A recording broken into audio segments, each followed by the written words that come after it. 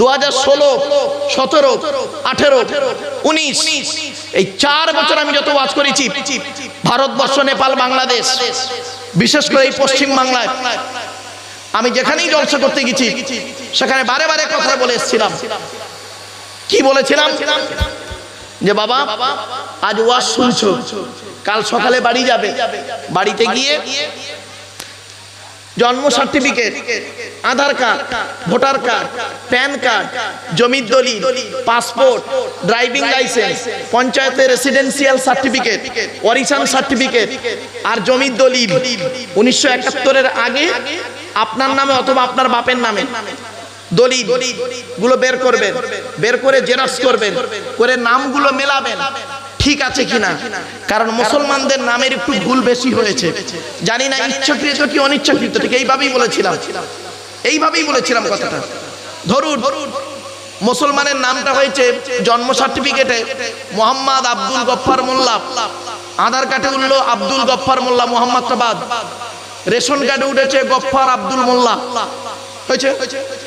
আচ্ছা এবার ইয়েটা উঠেছে, জমির দলিলে আছে গফফার মোল্লা।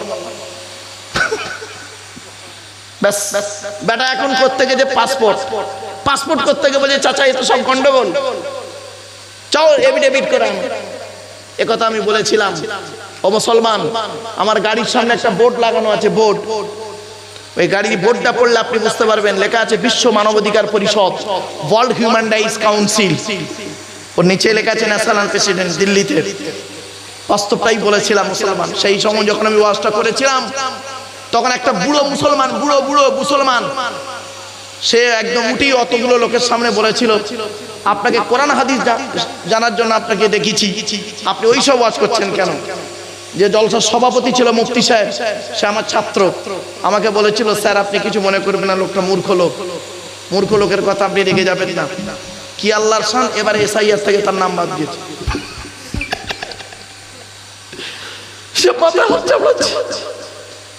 খুব টক লাগলো না কথাটা? খুব টক লাগছে এখন, তাই না? চলুন একটা একটা করে কথা বলে যাচ্ছি। ছেলে মেয়েকে লেখাপড়া শেখান। কেন পিছিয়ে আছেন? এ কোরআন সবই দিয়েছিল আপনাকে, এ কোরআন দিয়েছিল। আজকের ব্লাডের চ্যাপ্টার, এই ব্লাড পর্যন্ত রক্ত, এই ব্লাডের চ্যাপ্টার কোরআন থেকে বেরোলো, ব্রেনের চ্যাপ্টার কোরআন থেকে বেরোলো, হার্টের ডাক্তার কোরআন থেকে বেরোলো, স্কিনের চামড়ার ডাক্তার কোরআন থেকে বেরোলো, হাড়ের ডাক্তার কোরআন থেকে বেরোলো, পেটের ডাক্তার কোরআন থেকে বেরোলো, গাইনি ডাক্তার কোরআন থেকে বেরোলো, চোখের ডাক্তার, নাক কান গলার ডাক্তার কোরআন থেকে বেরোলো। মুসলমান তুমি কি করলে? তোমার এই কোরআন থেকে সব বেরোলো, আর তুমি কি করলে? মুসলমান কোরআন পড়ে নেকির আশায়, মুসলমান কোরআন পড়ে নেকির আশায়, বাম মরে গেছে এক খতম দিয়ে সব রেশানি করলে। মুসলমান পড়ে কোরআন নেকির আশায়, আর ইহুদি খ্রিস্টানরা কোরআন পড়ে গবেষণার আশায়। পার্থক্য এইটুকু, বাড়ি থেকে ভাববেন। এখনো সময় আছে। ছেলে মেয়েকে আরবি, ইংরাজি, বাংলা, হিন্দি সবকটা ভাষা শেখাবেন। আর বিশেষ করে প্রত্যেকটা ছেলে মেয়েকে বলে যাচ্ছি, বাবা আপনাদের অনুরোধ করে যাচ্ছি, ছেলে মেয়েকে কম্পিউটার শেখাবেন। মুরব্বীদেরও বলে যাচ্ছি, সুযোগ পেলে নাতির কাছে বসে কম্পিউটার শিখবেন। চা দোকানে বসে লোকের গোঁজা মারবেন না, লোকের গোঁজা না মেরে নাতির সঙ্গে একটু শিখবেন। আর ইমাম সাহেবের কাছে বসে কোরআন পড়াটা শিখে নেবেন। রাগ করবেন না, কথাটা শুনতে টক লাগলো, অতি বাস্তব কথা। এখানে যত মানুষ বসে আছেন, মুসলমান যারা বসে আছেন, দাঁড়িয়ে আছেন, বেশিরভাগ মুসলমান এই কোরআন পড়তে পারে না, ঠিক না বেটি? যত পুরুষ বসে আছেন বেশিরভাগ পুরুষ কোরআন পড়তে পারে না, ঠিক না বেটি? আর এই গ্রামে যত মেয়ে ছেলে আমার ওয়াজ শুনছে আনাচে কানাচে বসে, আমার ধারণা বেশিরভাগ মেয়ে ছেলে কোরআন পড়তে পারে, ঠিক না? এটা কেন হলো বলুন আপনারা, এটা কেন হলো? মেয়েরা তো জলসা দেয় না, মেয়েরা জলসা শুনতে আসে, আপনারা তো কষ্ট করে জলসা দেন, তা কোরআন শরীফ পড়াতে ছেলেদের থেকে মেয়েরা তো আগিয়ে গেল কি করে? সর্বনাশটা কোথায় করেছেন দেখে নিন। যারা যারা কোরআন পড়তে পারেন না, যারা কোরআন পড়তে পারেন না, সে একা দায়ী নয়, 6 জন দায়ী। কজন? 6 জন। নাম্বার 1, যে নিজে কোরআন পড়তে পারে না ও নিজেই দায়ী, প্রথম। নাম্বার 2, ওর জন্মদাতা বাপ দায়ী, ওর জন্মদাতা বাপ দায়ী। নবীজি বলেছিলেন, নবীর কথা অমান্য করেছে মুসলমান, ওর জন্মদাতা বাপ দায়ী। 3 নাম্বার, ওর পেটে ধরা মা দায়ী। 4 নাম্বার ও শ্বশুর দায়ী, শ্বশুর। 5 নাম্বার ও শাশুড়ি দায়ী। আর 6 নাম্বার হলো যারা বিয়ের দেখাশোনা করতে গেছে ওই কটা দায়ী। খুব দেখাশোনা করতে গেছো না? দেখাশোনা শব্দের মানে বোঝো? খালি বিরিয়ানি খেয়ে চলে এসেছো? দেখাশোনা শব্দের মানে বোঝো? শুনে নিন, দেখাশোনা করতে গিয়ে আপনারা কি সর্বনষ্ট করেছেন দেখুন। আচ্ছা হুজুর, আপনাদের এখানে দেখাশোনা কি অনলাইন হচ্ছে না অফলাইন? মানে অনলাইন অফলাইন দুটোই চলছে। যাই হোক, ধরুন একটা মেয়ের দেখাশোনা হচ্ছে, গিয়েছে কতজন? 20 জন। যে বিয়ে করবে সে যায়নি, যে বিয়ে করবে সে যায়নি, তার বাড়ির লোক গিয়েছে 20 জন। 5টা বুড়ো, 5টা বুড়ো গিয়েছে, 5টা আই বুড়ো গিয়েছে জওয়ান, 5টা বিবাহিত গিয়েছে, 5 ধরনের মেয়ে গেছে, আর 5টা 4 আনা 8 আনা গেছে। 20 জন গিয়েছে একটা মেয়েকে দেখতে। তা খাওয়া দাওয়া হয়েছে, দুপুরবেলা খেয়েছে, বিকেলবেলা ফল টল ঢুকিয়েছে, ভালো করে চা ঢুকিয়েছে, ঢুকিয়ে নিয়ে এবারে করছে কি, মেয়ে দেখছে। মেয়ে আসছে, উচ্চ মাধ্যমিক পাশ করেছে সবে, 18+ বয়স, গায়ের চামড়াটা সাদা, মুখের কাটিংটা একটু ভালো। মেয়েটি আসছে, বসে আছে 20 জন লোক, আরো গ্রামের 4-5 জন বসে আছে। মেয়েটা আসছে ইন্টারভিউ দিতে, মেয়ে আসছে। এবারে 20 জন লোক যে মুরব্বী, 20টা 5টা কটা মুরব্বী বসে আছে বুড়ো, 5টা বুড়োর চোখ তো সমান নয়, 5টার 5 রকম চোখ। ওদের মধ্যে একটা বুড়ো খালি দেখতে যার মনে মনে বলছে, আমার বুড়িটা এত কালো হলো কি করে? এই কত লোক আছে মেয়ে দেখতে গিয়ে নিজে বিয়ে করে নিয়ে চলে এসছে, ঠিক না বেটি? এই জন্য নবীজি বলেছেন আগে চোখটাকে ঠিক করো। এবারে করলো কি, মেয়েটা এসে সালাম দিল, আসসালামু আলাইকুম। এরা বললো ওয়ালাইকুম আসসালাম, বসো। মেয়েটি বসলো। প্রথম প্রশ্ন হচ্ছে, প্রথম প্রশ্ন ইন্টারভিউ, তোমার নাম কি? তো ধরুন মেয়েটা একটা তৈরি করে নাম বললো, আমার নাম মোসাম্মদ জঞ্জারি খাতুন, জাস্ট উদাহরণ। তোমার বাপের নাম কি? তা মেয়েটা একটা তৈরি করা নাম বললো, ধরুন কি, আমার বাপের নাম মোহাম্মদ চিটিংবাজ আলী মোল্লা। রাগ করবেন না, আব্দুল গফফার, আব্দুল জব্বার বলে এক জায়গায় ফেসে গেছিলাম। আমি বলেছি, ধরুন মেয়েটি বললো আমার বাপের নাম আব্দুল গফফার মোল্লা। আরে আব্দুল গফফার মোল্লা নামে একটা হাজী সাহেব ছিল, উঠে দাঁড়িয়ে বলছে, আল্লাহর কসম হুজুর আমার কোনো মেয়ে নেই। সেই দিন দেখে এই এক্সাম্পল বাদ দিয়ে দিয়েছি। চলুন এবারে তৃতীয় প্রশ্ন, তোমার মায়ের নাম কি? তা মেয়েটি ধরুন বলল মোসাম্মদ হিংসুটি বিবি। 4 নাম্বার প্রশ্ন আপনারা কি করেছিলেন বলুন? এই যারা বিয়েতে দেখাশোনা করেছেন মুরব্বীদের বলে দিচ্ছি কি প্রশ্ন করেছিলেন। তুমি কোরআন পড়তে পারো? ঠিক না বেটি? এই তোরা বে করিস নি? বলছি জি। ওই বাচ্চাটাও বুঝতে পারছে আমার ওয়াজ। আরে বললে ওসব কি নরমালের বাচ্চা, ওসব সিজারের বাচ্চা, বহুত চালা। চলো বাবা প্লিজ এদিকে। আরে হাতে টাইম নেই তো বাবু, এই জন্য চলেন চলেন চলেন। 4 নাম্বার প্রশ্ন করলেন, কোরআন পড়তে পারো? মেয়েটা বলল জি। পড়ো। অত লোকের সামনে মেয়েটার কোরআন পড়া শুনলেন, ভালো কথা। এবারে মেয়ের তরফ থেকে ছেলে দেখতে গিয়ে কি করেছেন দেখুন। ছেলেকে গিয়ে 4টে প্রশ্ন করেছিলেন, তোমার নাম কি? তোমার বাপের নাম কি? তোমরা ক ভাই বোন? তুমি কি ইনকাম করো? একবারও বলেছিলেন এই ছেলে এই কোরআন পড়তে পারো? এই ছেলে এই নামাজ রোজা জানো? নাপাক থেকে কিভাবে পাক হতে হয় জানো? একবারও প্রশ্ন করোনি। এর ফলে কি দাঁড়ালো? এখানে যত মেয়ের বাপেরা বসে আছে তাদের মাথায় একটা টেনশন ফিল হচ্ছে, আমার মেয়ে এমএ পাস করুক, বিএ পাস করুক, কোরআন পড়া শেখাতেই হবে, নইলে বিয়ের সময় ঝামেলা হবে। এই জন্য মেয়ের বাপেরা দেখবেন বিভিন্ন অ্যাঙ্গেলে তার মেয়েকে কোরআন পড়া শিখিয়ে দেন। আর ছেলের বাপ যারা বসে আছেন একদম নো টেনশন, আমার ছেলে কোরআন পড়ুক বা না পড়ুক, ছেলের টাকা থাকলেই যথেষ্ট। ফলে কি দাঁড়ালো? বিয়ের 40 বছর পর, ধরুন ছেলেটা বিয়ে করেছে 25 বছর বয়সে, 40 বিয়ের 40 বছর পর মানে ছেলের বয়স তখন কত হবে? 65 বছরের বুড়ো আর 60 বছরের বুড়ি। গ্রামের 60 বছরের বুড়িগুলো কোরআন পড়তে পারে, আর 65 বছরের বুড়োগুলো কোরআন পড়তে পারে না, চায়ের দোকানে বসে লোকের গোঁজা মারে। ঠিক না বেঠি? বাবা অতি বাস্তব কথা বলে গেলাম, একটু ফলো করুন।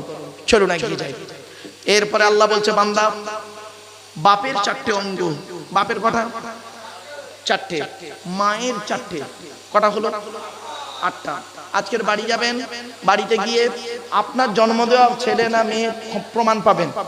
বাচ্চা ছেলে মেয়েকে দাঁড় করাবেন, আপনার ছেলে মেয়েকে দাঁড় করাবেন। আজ বলে যাচ্ছি, শিখে নিন।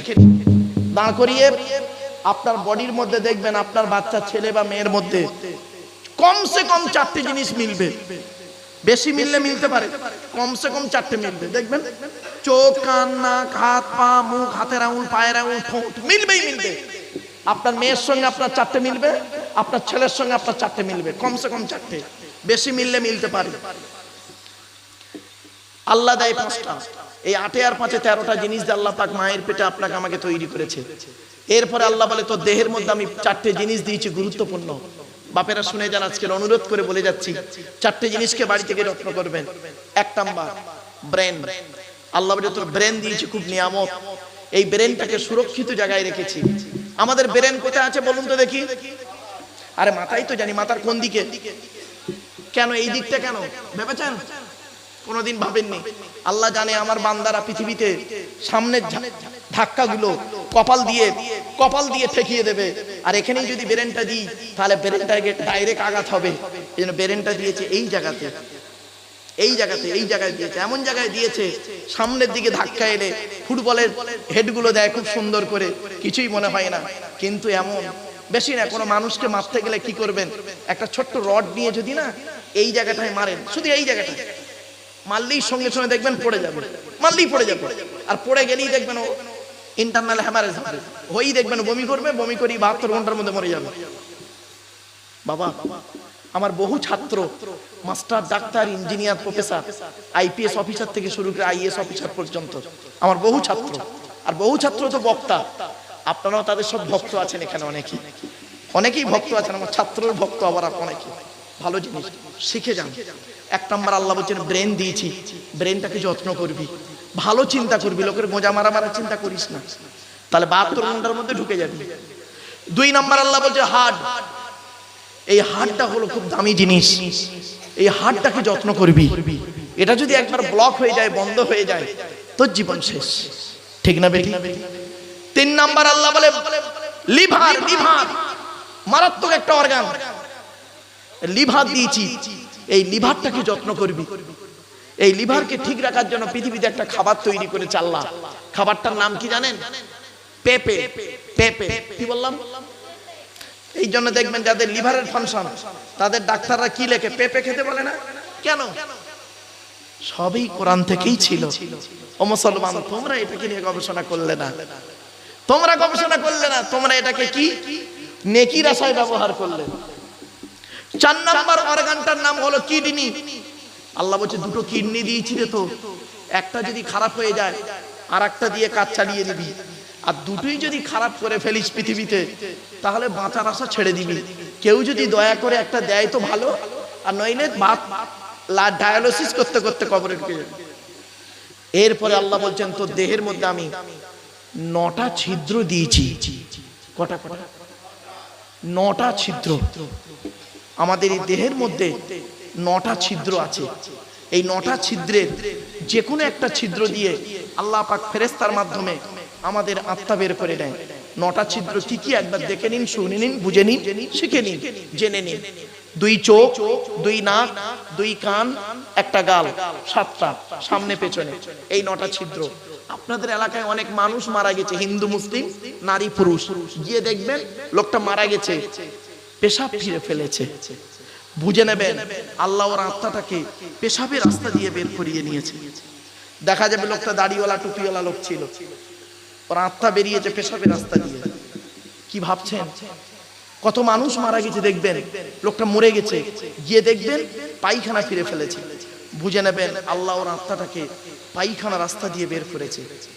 কত মানুষ মারা গেছে দেখবেন, লোকটা মরে গেছে, গালটা হাঁ করে আছে, লোকটা মরে গেছে, চোখটা চেয়ে আছে, লোকটা মরে গেছে, ঘাটটা বেঁকে আছে, হাতটা খিঁচে আছে। আবার দেখবেন লোকটা মরে গেছে, দেখলে মনে হবে লোকটা ঘুমিয়ে আছে, কিভাবে মরতে চান, ঈমান নিয়ে যদি কবরে যেতে চান বাবা, কিছুক্ষণ কোরআন হাদিস ইজমা কিয়াসের কথা শুনে একটু আমল করে বাড়ি যান। চলুন ছোট্ট একটা উদাহরণ দিয়ে দিই বাবা। ফরেনসিক ইনভেস্টিং এর কুইজের সঙ্গে আমি জড়িত বাবা। একটা ছোট্ট উদাহরণ দিয়ে আপনাদের, হয়তো গভীর রাতে রেগে রেগে কথা বলছি তো বাবা, আমাকে রাগই ভাববেন না। কেন বলছি, ঘুমটা ছাড়াতে হবে তো, নইলে আবার সমস্যা আছে। আপনাদের এলাকায় কোনো ব্যক্তি মারা গেলে কি করেন বলুন? মুসলমান মারা গেলে কি করেন? গোসল দিয়ে কাফন পরিয়ে জানাজা পড়িয়ে মাটি দিয়ে চলে আসেন, তাই তো নাকি? বলুন না, কথা বলুন। 20 দিন পর, কদিন? 20 দিন পরে কবরের দুটো বাঁশ সরিয়ে দেখেছেন মালটা কেমন আছে? দেখেননি না? একবার দেখবেন, ব্রেনটা পাল্টে যাবে। শুনে নিন, মানুষকে যখন মাটি দিয়ে আসা হয় 72 ঘন্টা পর সর্বপ্রথম দেহের কোন অঙ্গটা পচন ধরে জানেন? সর্বপ্রথম পচন ধরে কোন অঙ্গটা? শুনে নিন, এই না। এই জন্য মানব দেহ যখন গরম হয় সর্বপ্রথম ঘামে কোন অঙ্গটা? না। ঠিক 5 থেকে 6 দিন পর মাথার চুলগুলো, গায়ের লোমগুলো, হাতের নখগুলো খসে খসে পড়ে যায়। 10 থেকে 12 দিন পর ব্রেনটা পচে গিয়ে নাক দিয়ে, কান দিয়ে, গাল দিয়ে গড়াতে থাকে। 18 থেকে 20 দিন পর পেটটা ফেটে যায়, পোকায় তৈরি হয়। 2 মাস পর সমস্ত চামড়া মাংস পোকায় খেয়ে নেয়, ফ্রেমটা পড়ে থাকে। 1 বছর পর কয়েক কোটা হাড় ছাড়া সব হাড় মাটিতে খেয়ে নেয়। কোথায় গেল সুন্দরী নারীরা? ও সুন্দরী নারীরা, কোথায় গেল তোমাদের দেহ? ও সুন্দর যুবকেরা, কোথায় গেল তোমাদের দেহ? মনে রেখো, মাটির দেহ মাটি হবে, পুড়ে হবে ছাই। এ দেহ পচা দেহ, গরব কিসের ভাই? কিসের অহংকার করো? জ্ঞান জ্ঞান, সামান্য উচ্চ মাধ্যমিক পাশ করেছে ছেলেটা মনে করো অনেক শিক্ষিত হয়ে গেছি। ওকে যদি ঘুরিয়ে বলা হয়, এই বলতো দেখি, তুই তো উচ্চ মাধ্যমিক পাশ করলি, তা বাংলা ভাষার মধ্যে ব অক্ষরটা দুবার কেন? ব অক্ষরটা কবার আছে? প ফ ব আর অন্তর্য র ল কেন? একটা ভাষার মধ্যে একই অক্ষর দুবার কেন? হয়ে গেছে। আল্লাহ বলছে, তো চোখ থেকে কয়েক হাজার কিলোমিটার দূরে চাঁদ, তাকে তুই দেখতে পাস। চোখের উপরই কপাল, আয়নার সহযোগিতা ছাড়া দেখতে পাস না। কিছু বুঝতে পারছেন আমার বাবা? বাপেরা একটু ধৈর্য ধরে করে শুনুন, লস হবে না ইনশাআল্লাহ। চলুন, এরপরে আল্লাহ বলছেন, তো দেহের মধ্যে 3টি জিনিস। অসুবিধা হচ্ছে, বুঝতে পারছেন? আল্লাহ বলছেন, তো দেহের মধ্যে 3টে জিনিস আলাদা। কটা? 3টে জিনিস আলাদা। 1 নাম্বার, ব্লাড গ্রুপ আলাদা। এজন্য আপনাদেরকে আমি বলে যাচ্ছি, হিন্দু মুসলিম খবরদার ঝগড়া মারামারি করবেন না। হিন্দু মুসলিম কাঁধে কাঁধ মিলিয়ে চলবেন। কিসের হিন্দু কিসের মুসলিম মারামারি করেন? আপনারা জানেন, সৃষ্টিকর্তার আরাধনা উপাসনার পদ্ধতিটা আমাদের আলাদা হতে পারে। মানুষ হিসেবে প্রত্যেকেই আমরা সবাই আদমের সন্তান, ঠিক না বেঠিক? আপনারা কি জানেন, হিন্দুদের রক্তের ভিতরে মুসলমানদের রক্ত আছে, মুসলমানদের রক্তের ভিতরে হিন্দুদের রক্ত আছে। প্রমাণটা দেব। আপনাদের এলাকায় ব্লাড ডোনেশন ক্যাম্প হয়, রক্তদান শিবির হয়। আচ্ছা, ব্লাড যখন নেওয়া হয় তখন বলা হয় নাকি, এই ও হিন্দু, ও রক্ত আলাদা কর, ও মুসলিম, ওর রক্ত আলাদা কর, বলে নাকি? আরে ব্লাডের মধ্যে কাস্টের কোনো ডিভাইডেড থাকে না, ব্লাডের মধ্যে কালারের কোনো ডিভাইডেড থাকে না, ব্লাডের মধ্যে জেন্ডারের কোনো ডিভাইডেড থাকে না, ব্লাডের মধ্যে গ্রুপের ডিভাইডেড করা হয়। ব্লাডের 4টে গ্রুপ, এ বি আর ও, প্রত্যেকটার মাইনাস প্লাস। একটা হিন্দু রক্তের ভিতরে 3টে জিনিস পাওয়া যায়, লোহিত কণিকা, শ্বেত কণিকা, অনুচক্রিকা, এজেসেম, নো ডিফারেন্স। একটা মুসলমানের রক্তের ভিতরে এই 3টেই পাওয়া যায়। কিসের হিন্দু কিসের মুসলিম মারামারি করে? হে হিন্দু, মন্দিরে গিয়ে যাকে ঈশ্বর বা ভগবান বলে ডাকো, তাকে মন্দিরে পাবে তো? হে খ্রিস্টান, গির্জায় গিয়ে যাকে গড বলে ডাকো, তাকে গির্জায় পাবে তো? হে মুসলমান, গালে দাড়ি মাথায় টুপি দিয়ে মসজিদে যাকে আল্লাহ আল্লাহ বলে ডাকো, ওই আল্লাহকে মসজিদে পাবে তো? চলুন, তিন ধর্মের মানুষ আমরা সৃষ্টিকর্তা আল্লাহকে খুঁজতে বেরোই। আল্লাহ নিজেই বলছে আমাকে খুঁজতে যেতে তোদের কারণ হবে না। আমি কোথায় আছি জানিস? এই কোরআনে লেখা আছে। চলুন, আল্লাহ নিজেই বলছে কোথায় আছে। ওয়ালাকাদ খালাকনাল ইনসানা ওয়া না'লামু মা তুওয়াসবিসু বিহি নাফসুহু ওয়া নাহনু আকরাবু ইলাইহি মিন হাবলিল ওয়ারিদ। 26 নম্বর পারার 18 নম্বর পৃষ্ঠার প্রথম নম্বর লাইন, সূরার নাম সূরা কাফের 16 নম্বর আয়াত। আল্লাহ বলেন, হে মানব জাতি। কি বললো? কি বললো? আচ্ছা, হিন্দু মুসলমান কোন আলাদা বলেছেন? হে মানব জাতি, আমি আল্লাহ তোদের সৃষ্টি করেছি, তোদের মনের মধ্যে ভালো মন্দ যা কিছু আছে সব আমি আল্লাহ জানি। বান্দা কোনোদিন ভাববি না আমি আল্লাহ অনেক দূরে, না না না, আমি আল্লাহ তোর ঘাড়ের শিরার নিকটবর্তী। একবার অন্তরে অন্তঃস্থল থেকে আমাকে আল্লাহ বলে ডাক দে, আমি আল্লাহ তোরও ডাকে সাড়া দেব। কোথায় স্বর্গ কোথায় নরক কে বলে তা বহুদূর। মানুষের মাঝে স্বর্গ নরক, মানুষেতে সুরাসুর। চলুন আগে মানুষ হই, চলুন, রাগ করবেন না। সেকেন্ড ইয়ারের স্টুডেন্টদেরকে একদিন বলছি, বলি চল তো আজকে আমরা মানুষ হই।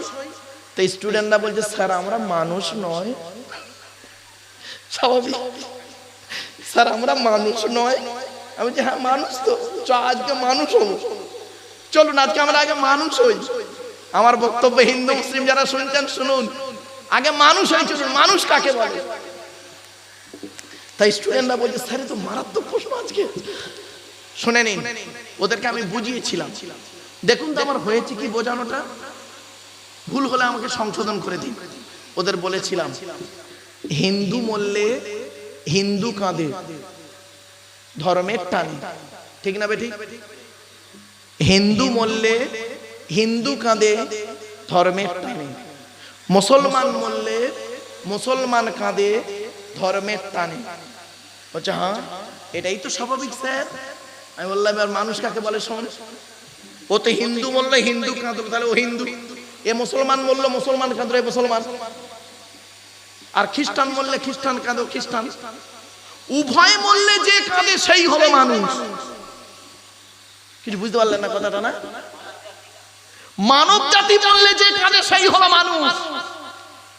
শুধু গায়ে চামড়া থাকলে, নামের পরে ডিগ্রি থাকলে একে কোনোদিন শিক্ষিত লোক বলে না। What is the definition of education? এডুকেশনের সংজ্ঞাটি কি? EDUCATION। ই থেকে ইগারলি, ডি থেকে ডেভেলপমেন্ট, ইউ থেকে ইউনিভার্সাল, সি থেকে ক্যাপাবিলিটি, এ থেকে অ্যাক্টিভ, টি থেকে টলারেন্স, আই থেকে ইন্টেলিজেন্ট, ও থেকে ওবিডিয়েন্স, এন থেকে ন্যাচারাল। এতগুলি গুণে গুণান্বিত বস্তুকে বলা হয় এডুকেশন বা শিক্ষা। যাকে তাকে শিক্ষা বলে না গো বাপ। শিক্ষাটা নেবে কে? যে নেবে তাকে বলা হয় স্টুডেন্ট, তাই তো নাকি? হ্যাঁ, কেউ রাগ করবেন না বাবা। এখানে যারা স্টুডেন্ট আছো হাত তোলো তো একবার দেখি। স্টুডেন্ট কারা কারা আছো হাত তোলো তো। স্টুডেন্ট কারা বাবা? এই কটা স্টুডেন্ট?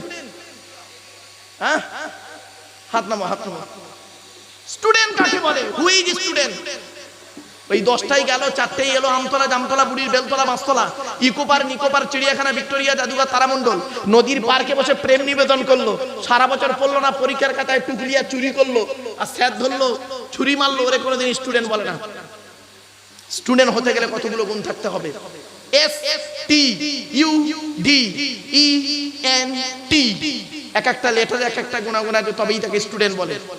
এস থেকে স্টাডি, টি থেকে ট্রুথফুল, ইউ থেকে ইউনিটি বা আনকমন, ডি থেকে ডেমোনিয়াস, ই থেকে এফিশিয়েন্ট, এন থেকে নোবেল, টি থেকে টিপটপ। এতগুলো গুণে গুণান্বিত ব্যক্তিকে বলা হয় স্টুডেন্ট। যাকে তাকে স্টুডেন্ট বলে না। হাতে সময় নেই বাবা, এক একটা অক্ষরের ব্যাখ্যা অনেক বড় বড়। চলুন, শিক্ষাটা দেবে কে? যিনি দেবেন তাকে বলা হয় টিচার। Who is teacher? কে টিচার? পড়ালেই টিচার না বাবা। এই টিচার শব্দটাকে ভাঙলে অবাক হয়ে যাবে।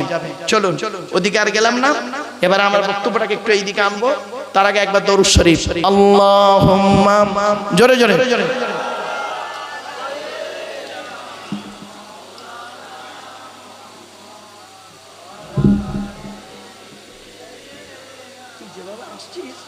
লোক মনে করে আমার পরের বক্তা তুই।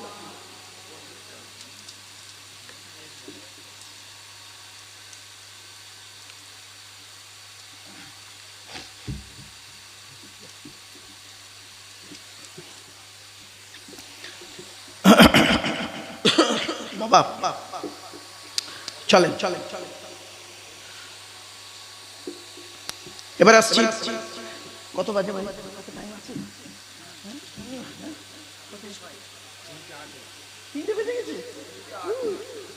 তিনটে বেজে গেল এক্ষুনি।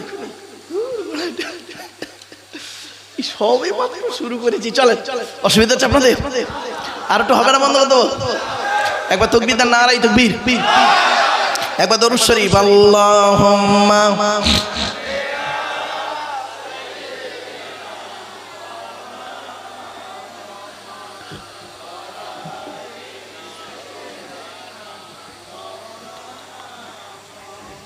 আমার বাপেরা এবার আসছি। আল্লাহর ঘরের নাম কি? মসজিদ কার ঘর? আল্লাহর ঘর। আমি আপনাদের অনুরোধ করছি বাবা, মসজিদে নামাজ আল্লাহর দরবারে কবুল করাতে গেলে, মসজিদে নামাজ আল্লাহর দরবারে কবুল করাতে গেলে ইমাম সাহেবদের মাইনে বেশি করে দেবেন। যে মসজিদে ইমামদের মাইনে কম, ওই মসজিদের মুসল্লিদের নামাজ আল্লাহর দরবারে কবুল হওয়া খুব মুশকিল আছে বাবা। যদি বলেন ফতোয়া, বাবা ফতোয়া আমাকে এসো না বাবা দিতে। 19 বছর ইমামতি করেছি, 400 টাকা মাইনে, আমারে আর ফতোয়া দিতে এসো না বাপ। আমার বাস্তব অভিজ্ঞতা তো, সেজন্য বললাম। ইমাম সাহেবদের মাইনে বেশি করে দেবেন। ছোট্ট একটা উদাহরণ দিচ্ছি, আমার সঙ্গে কথা বলুন তো দেখি। স্বামী স্ত্রী কজন? পিতামাতা কজন? ছেলে মেয়ে। এই 6 জনের সংসার চলতে গেলে বর্তমান সময়ে বাজারের যা দাম, আপনার জীবনে এই 6 জনের সংসার চলতে গেলে এক মাসে কত টাকা লাগতে পারে বলুন? বলুন বলুন বলুন, কত টাকা লাগতে পারে? খুব কম করে হলে 10,000 টাকা। তাও চলবে কিনা জানি না, বাজারের যা দাম। আপনার সংসার যদি 10,000 টাকায় না চলে, তাহলে ইমাম সাহেবের সংসার 5,000 টাকায় চালায় কোন লজ্জায়? ও, আপনারা হয়তো ভাবছেন আল্লাহ চালাবে না। বাপেরা মনে রাখবেন, হয়তো এই কথা শুনে অনেকে মনে মনে ভাবছেন, এই কথা শুনে প্লিজ, এই কথা শুনে অনেকে মনে মনে ভাবছেন যে আমাদের মসজিদের ইমাম সাহেব মনে হয় মৌলানা সাহেবকে বলেছে এই কথা বলতে। এই আল্লাহর কোরআন হাতে নিয়ে বলছি বাবা, ওনার সঙ্গে আমার এই প্রসঙ্গে কোনো কথা হয়নি। এই কোরআন হাতে বললাম, বিশ্বাস করুন না করুন কে আপনাদের ব্যাপার। আমি যেখানেই যাই এই কথাগুলো কেন বলি জানেন?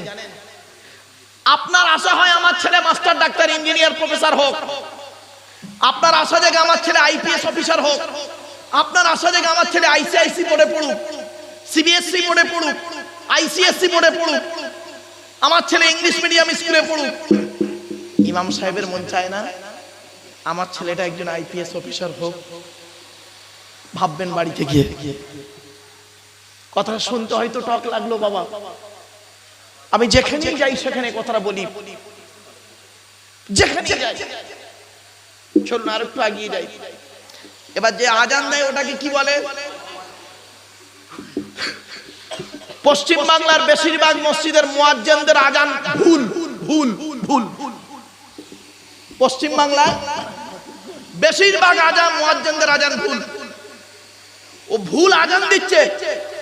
ইমাম সাহেব শিক্ষিত মানুষ, কারি সাহেব মানুষ, সে এসে বলছে চাচা, ও চাচা আজানটা ভুল হয়ে যাচ্ছে, মানে পাল্টে যাচ্ছে।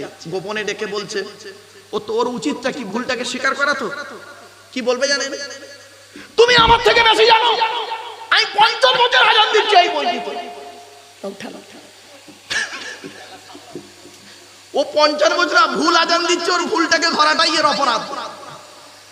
খবরদার নয় বাবা, একামত দিচ্ছে, হিয়া আলা সালা, হিয়া আলা সালা, হিয়া আলাল ফালা, হিয়া আলাল ফালা, কাকা মাটি সালা। আমার বেয়াদব কথা করে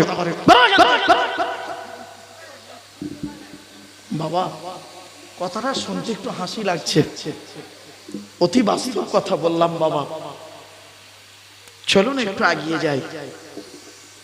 এবার আসছি মসজিদ কমিটি কে হবে বলবো। ও বাবা, ও বাবা, যাকে তাকে মসজিদ কমিটি করবেন না, গুনাহ হবে, এই কোরআনে লেখা আছে। বলবো? চলুন একটা কথা বলি। আসলে আমরা এমন মানুষ না, আমরা এমন মানুষ নিজের পাপের বাটখারা দিয়ে অন্যের পাপ ওজন করি। আমার ভাষা বুঝতে পারলেন হুজুর? বুঝতে পারছেন ভাষা?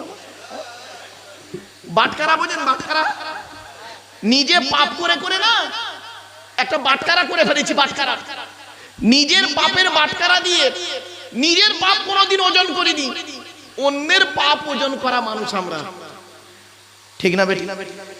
আমরা এমন মানুষ না, দুধওয়ালা লোকের বাড়ি বাড়ি যায়, দুধ কিনে সহজে কেউ খেতে চায় না। মদওয়ালা দোকান দিয়ে বাগনানে বসে আছে, ও মোটর সাইকেলে তেল পুড়িয়ে মদ কিনে খেয়ে মারামারি করে হাজি সাহেবের বেটা রমজান মাসে বাগনান থানার লকাবে চুম মেরে বসে। দুধওয়ালা কোথায় গিয়েছিল? ওর বাড়ি গিয়েছিল। আমরা এমন মানুষ না, দুধওয়ালাকে বলি এই দুধে পানি দিসনি তো, আর মদে পানি ঢেলে খায়। আমরা এমন মানুষ না, 100 টাকা চোরকে 100 টাকা চোরকে গাছে বেঁধে মারি, 100 টাকা চোরকে গাছে বেঁধে মারি, 1000 কোটি টাকা চোরকে স্টেজে তুলে ফুলের তোড়া দিয়ে সংবর্ধনা জানিয়ে স্যালুট জানাই, ঠিক না বেঠি? আমরা এমন মানুষ না, চালনি বোঝেন? চালনি, মা বোনেরা আটা চালে ওকে কি বলেন? ওর পিছনে ছিদ্র পাটা অসংখ্য, আর সূচের পিছনে ছিদ্র পাটা একটা। তো চালনি একদিন সূচকে বলছে, কে বলছে? চালনি। কাকে বলছে? সূচকে। কি বলছে শুনবেন? ভাই তোর পিছনে ছিদ্র কেন বে? তা সূচ কি উত্তর দেবে? আপনারাই বলেন। চালনি সূচকে বলছে তোর পিছনে ছিদ্র কেন, তা সূচ কি উত্তর দেবে? আমার তো একটা, আর তোর 1000টা। রাগ করবেন না বাবা, একটা জাস্ট ফর এক্সাম্পল দিচ্ছি, জাস্ট ফর এক্সাম্পল, রেগে যাবেন না কেউ। আমি একটা আঙুল আপনাদের দিকে লাগিয়ে বললাম আপনি চিটিংবাজ, সরি ক্ষমা চেয়ে নিলাম, উদাহরণ দেওয়ার জন্য বলছি। একটা আঙুল আপনার দিকে লাগিয়ে বললাম আপনি চিটিংবাজ। আচ্ছা, কটা আঙুল আপনার দিকে? 3টা আঙুল কোন দিকে? টিবিল চিটিংবাজ। কিছু বুঝতে পারলেন? স্টুডেন্টদেরকে একদিন বলেছিলাম পৃথিবীর সবথেকে কঠিন কাজ কি বলতো, আর পৃথিবীর সবথেকে সহজ কাজ কি? এই কথাটা দয়া করে শুনে যান। পৃথিবীর সবথেকে কঠিন কাজ কি জানেন? আত্মসমালোচনা করা, নিজেকে নিয়ে সমালোচনা করা হলো পৃথিবীর সবথেকে কঠিন কাজ। আপনি এখানে বসে বসে নিজেকে ভাবুন, আমি কি একজন আদর্শবান স্বামী? একজন আদর্শবান স্বামী হতে গেলে কি কি থাকা দায়িত্ব আমার দরকার ছিল? আমার মধ্যে সেই গুণগুলো আছে? এখানে বসে ভাবুন, এখানে বসে বসে ভাবুন, আমি কি একজন আদর্শবান পিতা? আদর্শবান পিতা হতে গেলে কি কি গুণ থাকা দরকার, সেগুলো কি আমার মধ্যে আছে? আমি কি একজন আদর্শবান ছেলে? আমি কি একজন আদর্শবান ভাই? আমি কি একজন আদর্শবান চাচা? আমি কি আদর্শবান দুলা ভাই? আমি কি একজন আদর্শবান দেওর? আমি কি আদর্শবান একজন খালু? আমি কি আদর্শবান একজন ফুপুর বরকে কি বলেন জামাই বাবু? আমি কি একজন আদর্শবান মামা? আমি কি একজন আদর্শবান দাদু? আমি কি একজন আদর্শবান নানা? এখানে বসে ভাবুন, উত্তরটা যদি পেয়ে যান তাহলে বুক ফুলিয়ে বলবেন ইনশাআল্লাহ আমি জান্নাতি। আর আর যদি উত্তরগুলো না পান, যতদিন না পাবেন ততদিন মনে করবেন আপনাকে কিয়ামতের মাঠে জাহান্নামায় ঢোকানো হবে। আপনি কি ভাবলেন গালে দাড়ি রাখলে আর মাথায় টুপি দিলে নামাজ পড়লি আপনি মুসলমান? এই তিনটে কাজ করলি এত সহজ ভাবলেন ইসলামটাকে? এই তিনটের নাম যদি মুসলমান হতো তাহলে এই কোরআনটাকে 22 বছর 9 মাস 14 দিন ধরে আল্লাহ পাক পাঠাতেন না। 6666টা আয়াত অথবা 6236টা আয়াত দিয়ে পাঠাতেন না। আর মুহাম্মদ সাল্লাল্লাহু আলাইহি ওয়াসাল্লামকে পাঠাতেন না বিশ্বের মানুষকে হেদায়েতের জন্য। ওই তিনটে বাক্য লিখে দিলেই হয়ে যেত, নামাজ পড়ো, রোজা রাখার, গালে দাড়ি রাখো। রাগ করবেন না চাচা আমার, এই কোরআনে আছে 250 রকমের হারাম। কত কত কত 250 রকমের হারাম আছে এই কোরআনে, আর 250 রকমের হালাল আছে এই কোরআনে। কটা হারাম জানেন? মদ খাওয়া, সুদ খাওয়া, ঘুষ খাওয়া, বিয়ের পর নেওয়া, নারী নির্যাতন করা, জমির আল চুরি করা, হুক মেরে কেড়ে নেওয়া, ব্যাস এইটুকুই তো জানেন। চাচা আমার হুক মেরে কারেন্ট নিয়ে পাকা চালিয়ে তাহাজ্জুদের নামাজ পড়ছে। রাগ করবেন না। নবীজি বলেছেন লানাল্লাহু মান সারাকা মানারাল আরদি, ওই সমস্ত লোকদের প্রতি জাহান্নাম যারা জমির আল চুরি করে করে জমি বাড়িয়ে নেয়। কত আলচোর চাচা এখানে বসে আছে, আল্লাহই ভালো জানে। রাগ করবেন না। শুধু তাই নয়, শুনে নিন 250 রকমের হারামের মধ্যে একটা হারাম বলছি, শুনে নিন, রাগ করবেন না কেউ। স্ত্রীর পিতামাতার গালি দেওয়া হারাম। কি বললাম কি বললাম? স্ত্রীর পিতামাতা মানে শ্বশুর শাশুড়ি, শ্বশুর শাশুড়ির গালি দেওয়া হারাম। আপনার দাড়িটা এখন পেকে গেছে, মনে করছেন ফেরেশতা হয়ে গেছেন। আপনার মনে আছে 30 বছর বয়স যখন ছিল আপনি আপনার স্ত্রীকে কি করেছেন? ঈদের দিন সকালবেলা বেচারা উঠতে দেরি করেছে, ঘুম থেকে উঠতে দেরি করেছে, অসুস্থ মেয়ে ছেলে, আপনি করলেন কি? সকালবেলা উঠেই তাকে গালাগালি করলেন। গালাগালি করতে করতে গায়ে হাত তুলেও দিলেন। তারপরে করলেন কি? তার মরা বাপটাকে কবর থেকে তুলে আনলেন, মরা মাটাকে কবর থেকে তুলে আনলেন। আনার পরে মেয়েটা ঝরঝর করে কাঁদছে, বাপ নেই মা নেই, ভাইরা গরিব, কার কাছে যাবে? আর আপনি করলেন কি?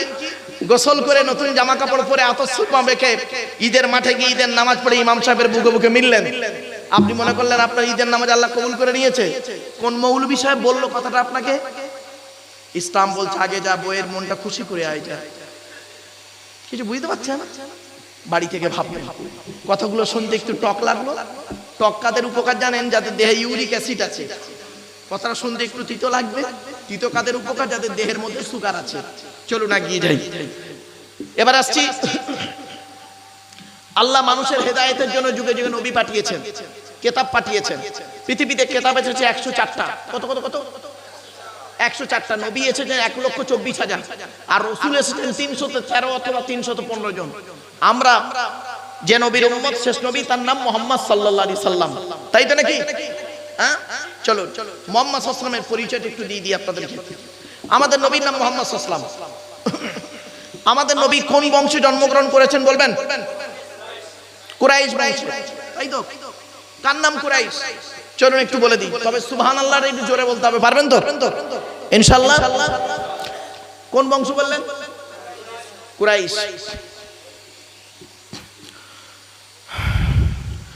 মুহাম্মাদের বাপের নাম আব্দুল্লাহ, আব্দুল্লাহর বাপের নাম আব্দুল মুত্তালিব, আব্দুল মুত্তালিবের বাপের নাম আব্দে মান্নাফ, আব্দে মান্নাফের বাপের নাম হাশেম, হাশেমের বাপের নাম কুসাই, কুসাইয়ের বাপের নাম কিলাব, কিলাবের বাপের নাম মুররা, মুরার বাপের নাম লুবাই, লুবাইয়ের বাপের নাম কাব, কাবের বাপের নাম গালিব, গালিবের বাপের নাম ফিগির, ফিগির থেকে কুরাইশ বংশ এসেছে।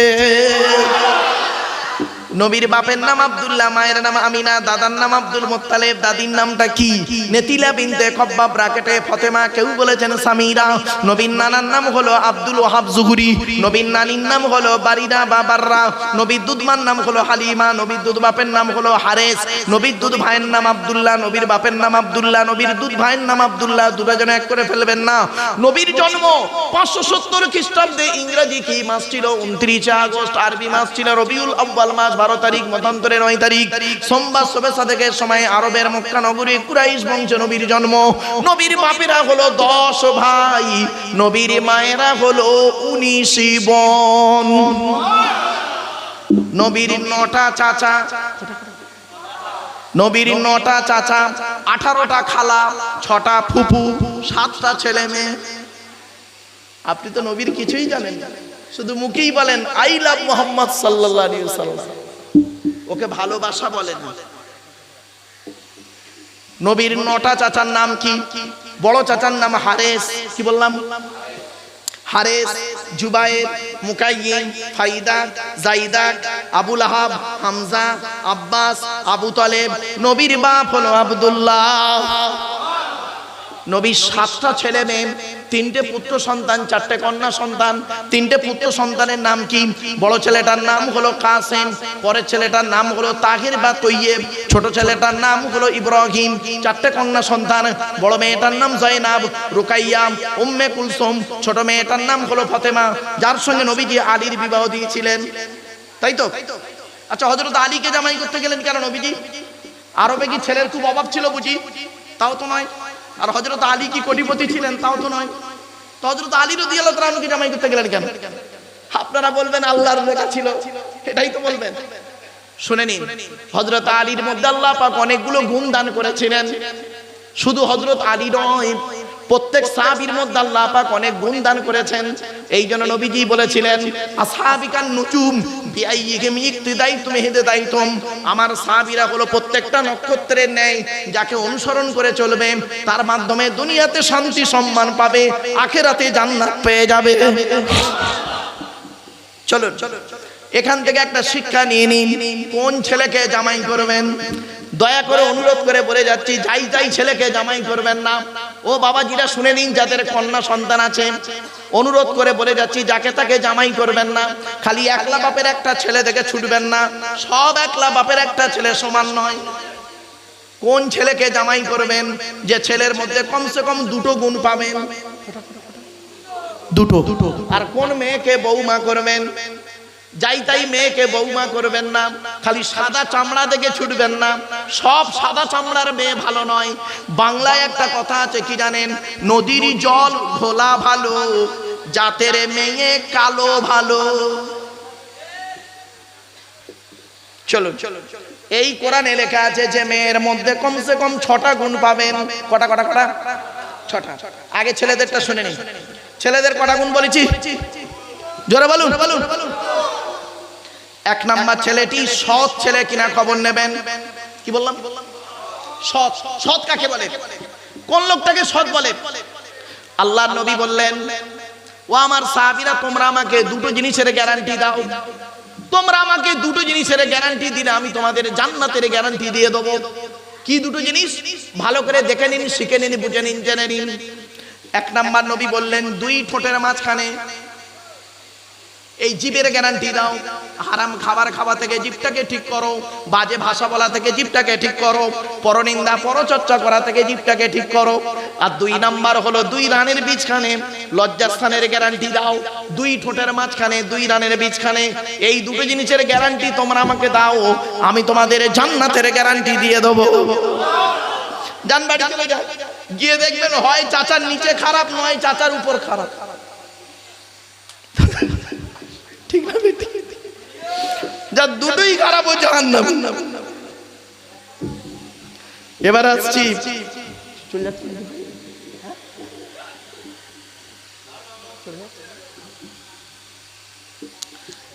1 নাম্বার হলো ছেলেটি সৎ ছেলে কিনা খবর নেবেন।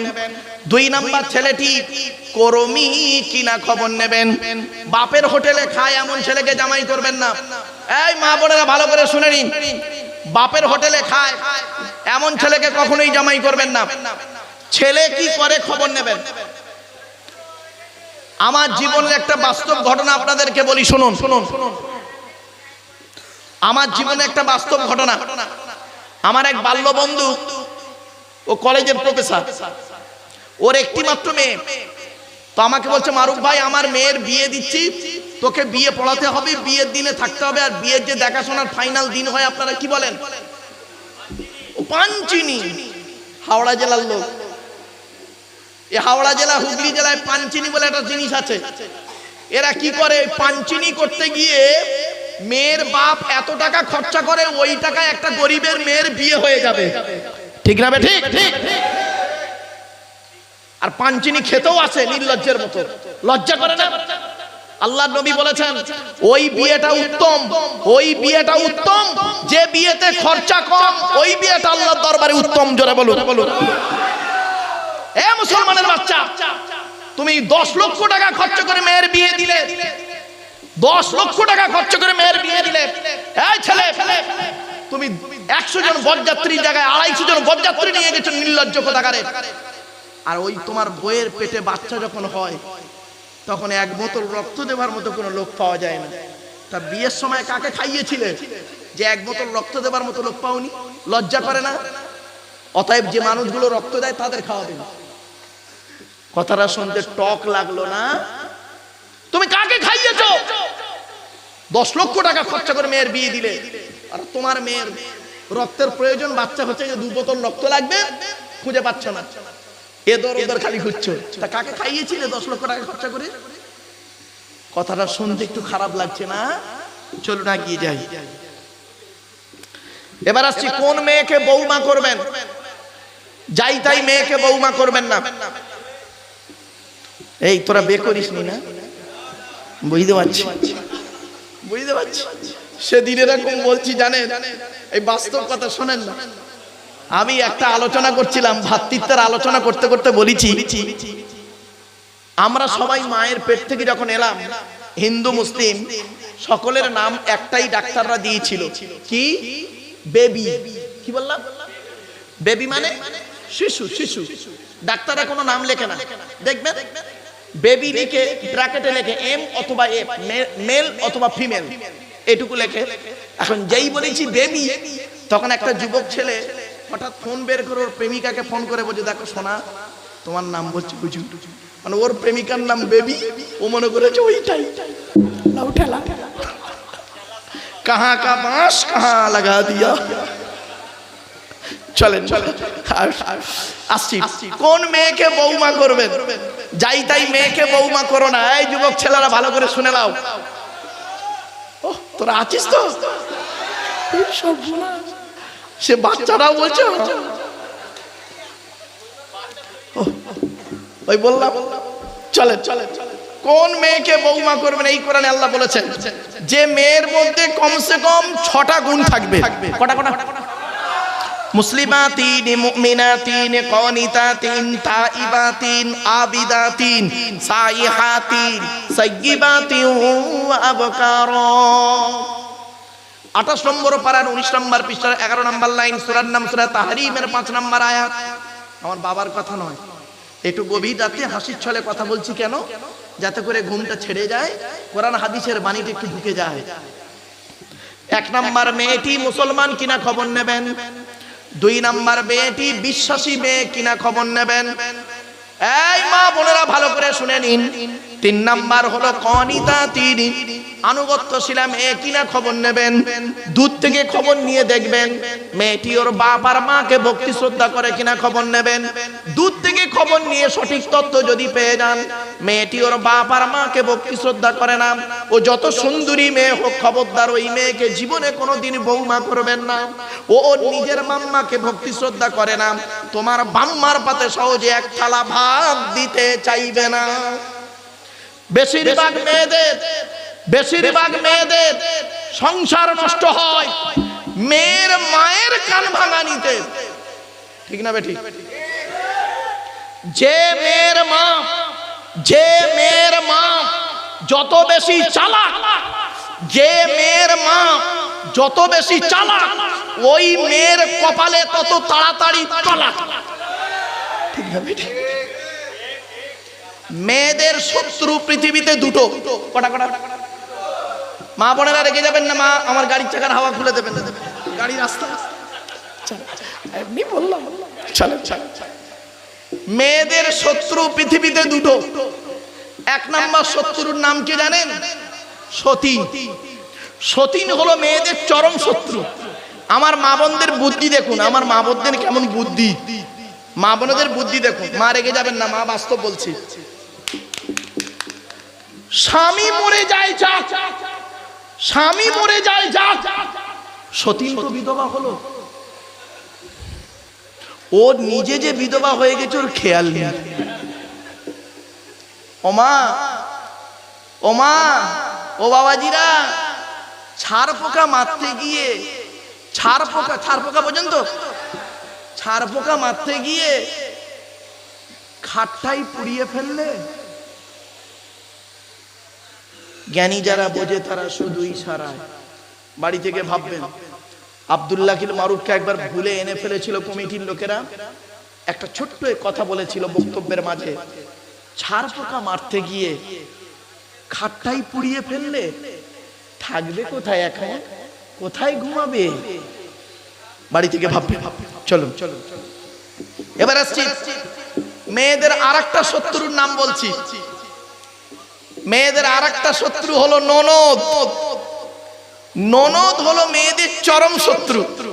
এজন্য আপনাদেরকে অনুরোধ করে যাচ্ছি, ভাইদেরকে, বোনেদেরকে যখন ছোলা, চিনি, জামা কাপড়, টাকা পয়সা দেবেন, বউকে না যাইনে দেওয়াটাই হলো উত্তম। অনেকে এখানে আছে বউ পাগলা, বিবির গোলাম। বোনকে একটা শাড়ি দিচ্ছে, বোনকে একটা শাড়ি দিচ্ছে বউকে জানিয়ে, বোনকে একটা শাড়ি দিচ্ছে বউকে জানিয়ে, জানো শোনা এইটা বোনকে দিচ্ছি, ওর কলজা ফেটে যাবে। বাস্তবটাই বলাই। কেনই বা আপনারা বইয়ের অনুমতি নেবেন না? হাওড়া জেলার মানুষ কেনই বইয়ের অনুমতি নেবেন না? অবশ্যই বইয়ের অনুমতি নিতে হবে আপনাদের, অবশ্যই বইয়ের অনুমতি নিতে হবে। কেন নেবেন? কেন নেবেন বলবো, বলবো? রেগে যাবেন না কেউ? চলুন, আপনাদের মনে আছে বাসর রাতে, ফুলসজ্জার রাতে, গভীর রাতে বইয়ের ঘরে একা একা যখন ঢুকেছিলেন, অনেকে, সকলে নয়, অনেকে মনে মনে কি বলেছিলেন একটু স্মরণ করুন। 50,000 টাকা ইয়াম্মা গাড়ি, 5 ভরি সোনার বিনিময়ে আজ থেকে তোমার বাপের কেনা চাকর গোলাম হইয়া গেলাম। তুমি যাহাই বলিবে তাহাই শুনিব। গন্ডগোল যদি করি মারিতে দ্বিধাবোধ করিবে না। তোমার বিরুদ্ধে যদি কোনোদিন কোনো গন্ডগোল করিয়া থাকি, বাগনান থানায় বধূ নির্যাতন কেস দিয়া বাপ আর মাকে জেল খাটাইয়া লকাবে ঢুকাইয়া আমার পেটাই দেবে।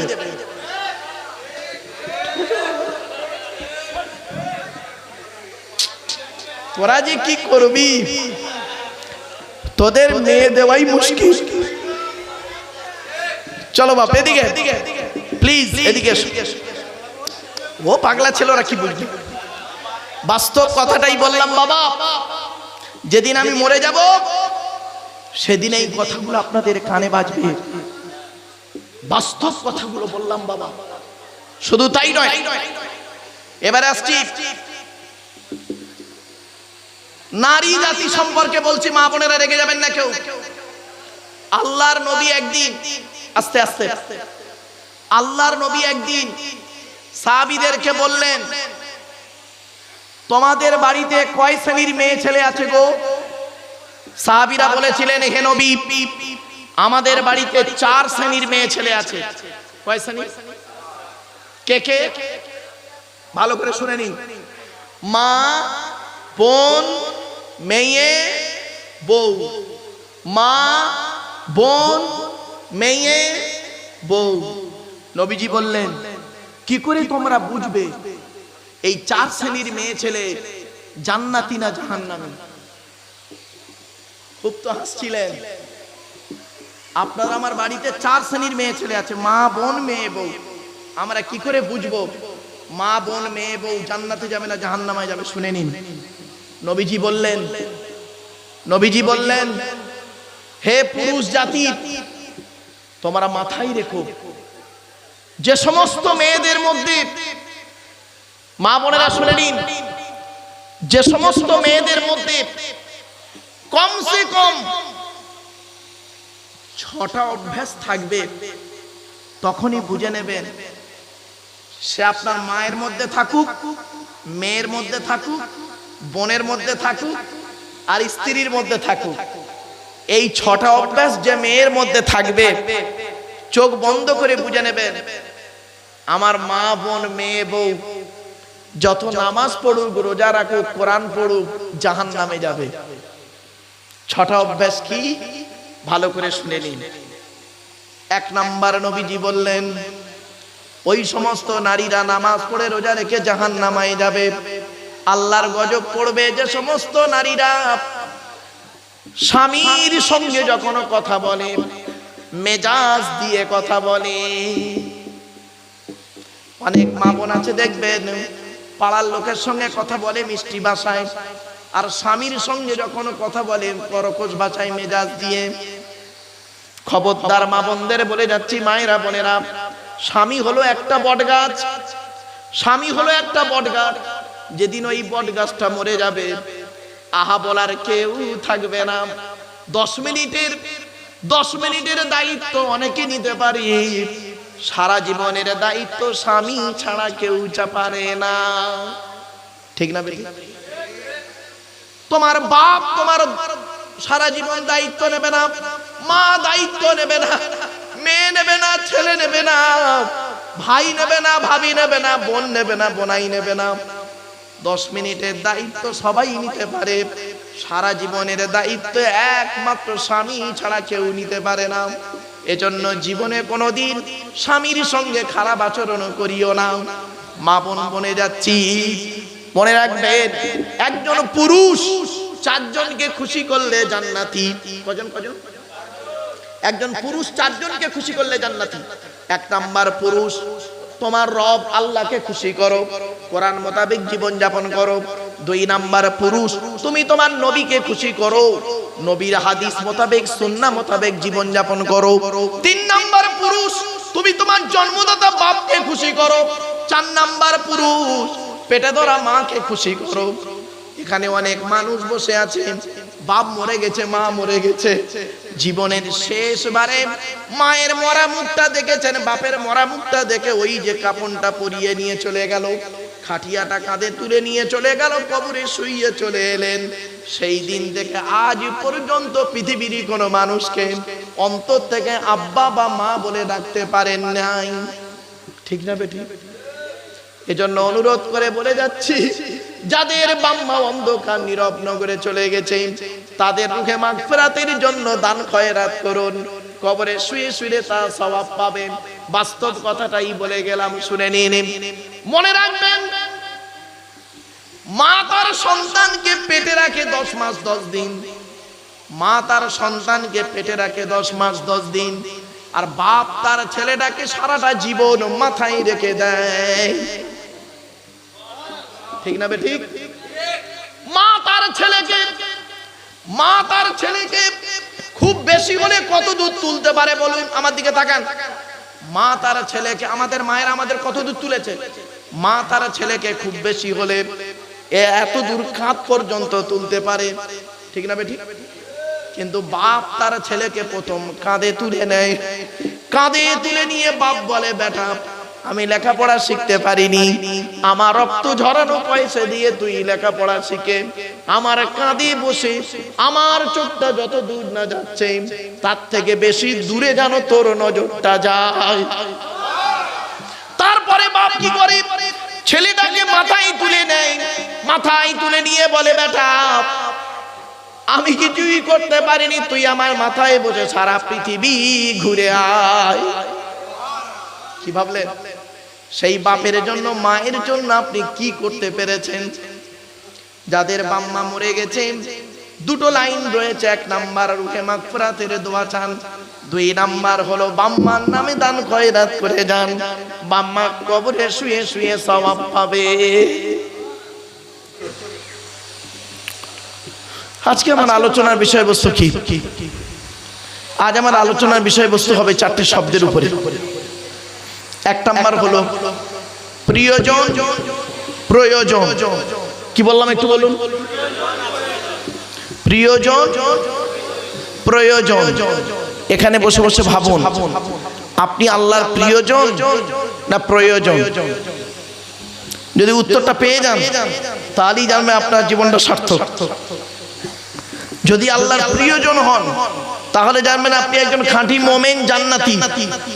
আর যদি প্রয়োজন হন তাহলে আপনি হলেন একজন স্বার্থপর। বিপদে আল্লাহকে ডাকেন, বিপদ থেকে উদ্ধার হয়ে গেলে আল্লাহর ভুলে যান। এটা হলো স্বার্থপর লোকের পরিচয়। এজন্য আল্লাহর প্রিয়জন হন, প্রয়োজন হবেন না। 2 নাম্বার শব্দ আবেগ আর বিবেক। কি বললাম বাবা একটু বলুন। ইসলাম আবেগের ধর্ম নয়, ইসলাম হলো বিবেকের ধর্ম। আপনি আবেগ নিয়ে হারামকে হালাল বলবেন, হালালকে হারাম বলবেন, এর চলবে না।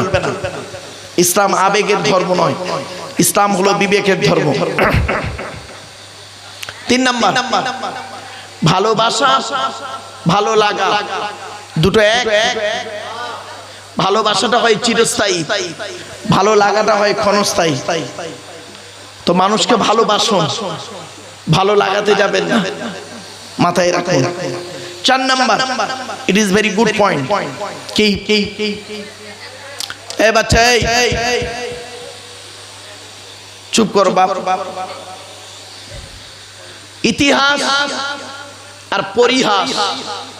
কি বললাম বাবা একটু বলেন। ইতিহাস আর পরিহাস। পরিহাস শব্দের অর্থ জানেন? পরিহাস মানে ঠাট্টা করা, তুচ্ছ তাচ্ছিল্য করা। যদি আপনি জীবনে উন্নতি করতে পারেন এই পৃথিবীতে যদি উন্নতি করতে পারেন যে কোনো দিক, শারীরিক, দৈহিক, মানসিক, চারিত্রিক, ধার্মিক, শিক্ষাগত দিক, অর্থনৈতিক দিক, সামাজিক দিক, যে কোনো দিকে যদি জীবনে উন্নতি করতে পারেন তাহলে আপনার গায়ের ছেঁড়া জামাটা হবে পৃথিবীর মানুষের কাছে একটা ইতিহাস। ঠিক না ঠিক? আর জীবনে যদি উন্নতি করতে না পারেন তাহলে আপনার গায়ের সুন্দর পোশাকটা হবে জনগণের পরিহাস, ঠাট্টা। লোকটার ড্রেসটা খুব ভালো, লোকটা চরিত্রহীন, নোংরা লোক। লোকটার পোশাকটা খুব ভালো, লোকটা নিকৃষ্ট লোক। কিছু বুঝতে পারছেন? ব্যাস, এই 4টে শব্দ মাথায় রাখো।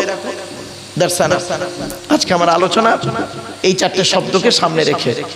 জ্ঞানী গুণী বুদ্ধিজীবী মানুষ, অনুরোধ করছি আপনাদেরকে, আমি তেমন শিক্ষিত মানুষ নই, আমি তেমন কোনো জ্ঞানী মানুষ নই,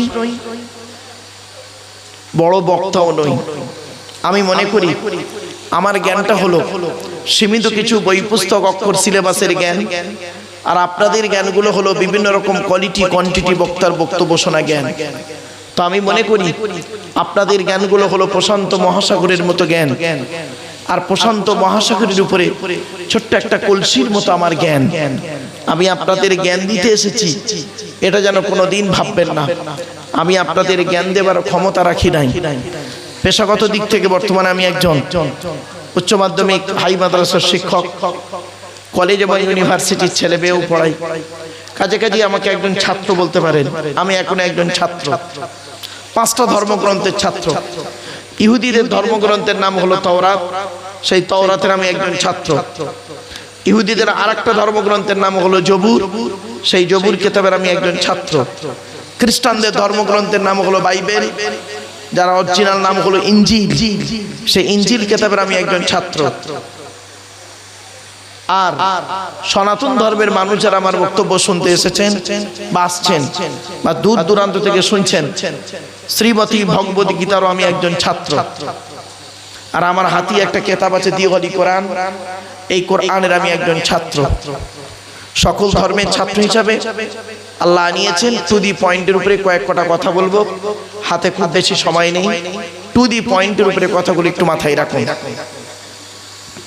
প্রবলেমটা আমাদের কোন জায়গায়, সমস্যাটা কোন জায়গায়, সমস্যাটা একটু তুলে ধরি।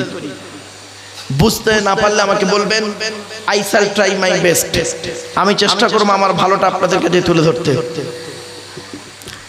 3 বন্ধু, ক বন্ধু? 3 বন্ধু, হিন্দু, মুসলিম আর খ্রিস্টান। 3 বন্ধু, জানেন 3 বন্ধু মিলে একটা যুক্তি করছে, চল একটা ব্যবসা করি। কি ব্যবসা করা যায়? পেট্রোল পাম্প করব। তো 3 বন্ধু মিলে একটা পেট্রোল পাম্প করেছে। কোথায় জানেন? দোতলায়। কোথায়? দোতলায়।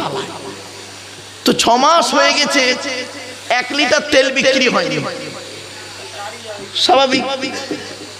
6 মাস পরে 3 বন্ধু আবার বসেছে, বসে বলছে তেলের ব্যবসা খারাপ, এ লস ব্যবসা, ফালতু ব্যবসা।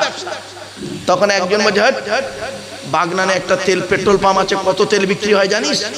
প্রতিদিন লাখ লাখ টাকার তেল বিক্রি হয়। বলছে ওরা লস খায়, লজ্জায় বলতে পারে না কাউকে। তা কি হবে? চল এ তেলের ব্যবসা বন্ধ, পেট্রোল পাম্প বন্ধ, কি হবে? একটা হোটেল করব। বলে পেট্রোল পাম্প বন্ধ করে একটা হোটেল করেছে। 6 মাস হয়ে গেল, একটাও খরিদ্দার আসেনি। কারণটা কি?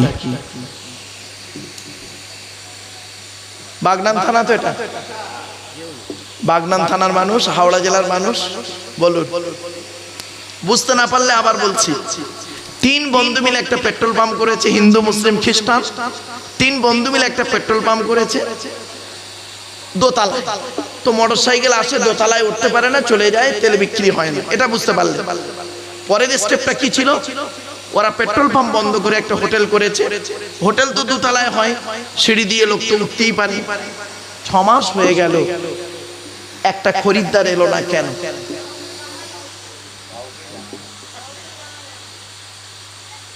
বাবাজি একটা কথা বলি, শুনুন, ছোট্ট একটা কথা। প্রশ্নটা যত সহজ মনে করছেন, উত্তরটা অত সহজ নয়। মাস্টার ডিগ্রির ছেলেরা MA সেকেন্ড ইয়ারের স্টুডেন্টদেরকে সেদিন পড়াতে ঠিক এইটাই বলেছিলাম। ওর প্রথম স্টেপ বুঝতে পেরেছে, দ্বিতীয় স্টেপটা মাথায় আসে না। শুনে নিন, বলে দিচ্ছি আপনাদের। ওরা প্রথমে কি করেছিল? যারা বলুন, পেট্রোল পাম্প। সাইনবোর্ডটা কি লেখা ছিল? Petrol pump. ওরা ভেতরে পেট্রোল পাম্প বন্ধ করে একটা হোটেল করেছে, সাইনবোর্ডটা কি আছে? এই রে, সামান্য একটু প্রবলেম ছিল, সাইনবোর্ডটা চেঞ্জ করা।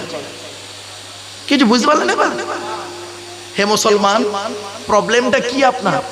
আপনার বাপ মুসলমান, দাদু মুসলমান, আপনার গোষ্ঠী মুসলমান, পিতৃকুল মুসলমান, আপনার মা মুসলমান, নানি মুসলমান, খালা মুসলমান, নানির নানি, নানির নানি মুসলমান, তাহলে আপনার পিতৃকুল মাতৃকুল মুসলমান। তাহলে আপনার প্রবলেমটা কি? প্রবলেম হলো একটাই, ওই সাইনবোর্ডটা একটু চেঞ্জ করা। তার মানে নামাজ পড়তে হয় জানেন, রোজা রাখতে হয় জানেন, হজ করতে হয় জানেন, দান করতে হয় জানেন, কিন্তু করেন না। প্রবলেম হলো এটাই। এই করার জন্য আপনাকে একটু কি করা, একটু টিপস দেওয়া, টাইম সময় দেওয়া, জাস্ট। ঠিক না বেটি? বাড়ি থেকে ভাববেন আমার আলোচনা মাইকের সামনে এসে কিছু বলে দেবার নাম বক্তা নয়। 3টে জিনিস কোনোদিন ব্যাকে আসে না। 3টে জিনিস সবসময় সামনের দিকে যায়। 1 নাম্বার, ধনুক থেকে তীরটা বের হয়ে গেলে ওই তীরটা আর কোনোদিন ব্যাকে আসে না। 2 নাম্বার, দেহ থেকে আত্মাটা বের হয়ে গেলে ওটা আর পৃথিবীতে রিটার্ন দেওয়া হয় না। 3 number, it is very very important, জবান থেকে কথা বের হয়ে গেলে ওটা আর কোনোদিন ব্যাকে আসে না। মনে রাখবেন, 1 ঘন্টা লেকচার দিতে গেলে 3 ঘন্টা স্টাডি করতে হবে, পড়াশোনা করতে হবে। 1 ঘন্টা লেকচার দিতে গেলে আপনি কি ভাবলেন? ওয়াজ করাটা এত সহজ ভাবলেন? এত সহজ নয়। বিএডের ছেলে মেয়ে যখন পড়াতাম না, একটা ক্লাস আছে, সেই ক্লাসটার নাম হলো, টপিকটার নাম হলো লেকচার মেথড। লেকচার মেথড মারাত্মক। আমার বাপেরা, প্লিজ আমি আপনাদেরকে অনুরোধ করছি, দয়া করে অ্যাটেনশন নিয়ে কথাগুলো একটু শ্রবণ করুন, একটু দয়া করে বসুন, কয়েক মিনিট সময়টা একটু দিন, যাতে করে আপনাদের লস না হয় আর আমার আশাটাও যেন বেকার না হয়। এই অনুরোধ আপনাদের কাছে একটু রাখলাম। চলো, এই কোরআনকে নিয়ে গবেষণা করছে কারা? সারা পৃথিবী গবেষণা করছে। America, London, France, Britain, Japan, Jordan, Germany ঠান্ডা করে বসে বসে কোরআন কিনে গবেষণা করছে। কারা করেছে? Humphry Davy, Michael Faraday, Einstein, Isaac Newton, doctor Maurice Bucaille, mister Cook, mister জাবেরি, mister Campbell, Rajaram Mohan Roy, Ishwarchandra Vidyasagar, Rabindranath Thakur, Acharya Jagadishchandra Basu, Francis Beck, Francis Drake, William স্কিপমুর, William Harvey, Thomas, George Bernard, এরা কোরআন কিনে গবেষণা করলো। আমরা কিছু মৌলবি, সকলে নয়, আমরা কিছু মৌলবি, আমরা কি করলাম?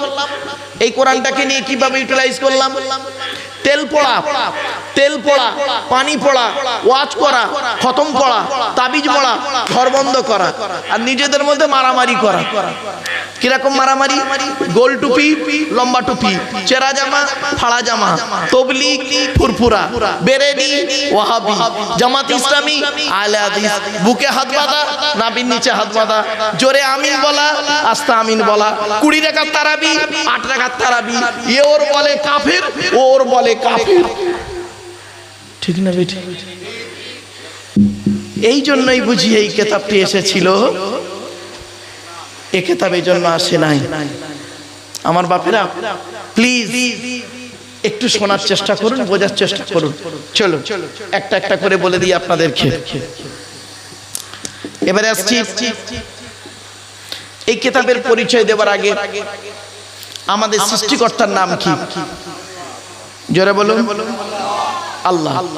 আল্লাহর পরিচয় কটা? আল্লাহর পরিচয় হলো 4টে। কটা? যতদিন বাঁচবেন এটা মনে রাখবেন।